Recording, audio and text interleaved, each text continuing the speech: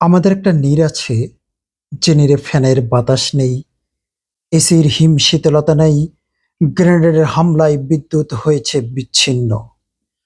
যুদ্ধবিমান থেকে ছুটে আসা বুলেটে ছিদ্র হয়ে যাওয়া ছাদ দিয়ে আসা সূর্যের প্রখর রোদ আমাদেরকে করেছে তৃষ্ণার্ত। রাতে মোমের আলো দেখলেই ওদের ছুঁড়ে ফেলা বুলেটের ভয়ে সদা থাকি আতঙ্কগ্রস্ত।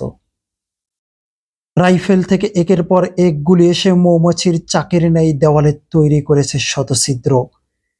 শীতের গভীর রজনীতে ছিদ্র দিয়ে আসা শিরশির বাতাসে কত রাত কেটেছে বিনিদ্র। এ ঘরেই শত্রুরা দাদার বুকে বন্দুক ঠেকিয়ে মিথ্যা সাক্ষী না দেওয়াই শহীদ করেছিল। দাদার তাজা খুন দেখে বিলাপ করতে করতে দাদির হার্ট অ্যাটাকে মৃত্যু ঘটেছিল। সেদিন কামানের বিকট আওয়াজে কানের পর্দা ফেটে মৃত্যুর কোলে ঢেলে পড়েছে দোলনায় থাকা আমার ছোট বোন। স্কুল বাসে ফিরতে শত্রু ছুঁড়ে ফেলা বোমায় জ্বলে পুড়ে ছাই হয়ে ধুলিতে মিশে গেছে আমার বড় ভাইয়ের তরতাজা বদন।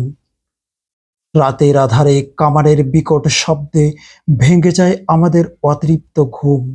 ক্ষণে ক্ষণে কেঁপে ওঠে মায়ের বুক, এই বুঝি শত্রুরা হানবে ভয়াল থাবা। ভোরের সূর্যোদয় থেকে গোধূলি অবধি আমরা এই ভাঙ্গা বারান্দায় অপেক্ষার প্রহর গুনি। বন্দিশালা থেকে কখন ফিরবে প্রিয় বাবা, প্রিয় বাবা।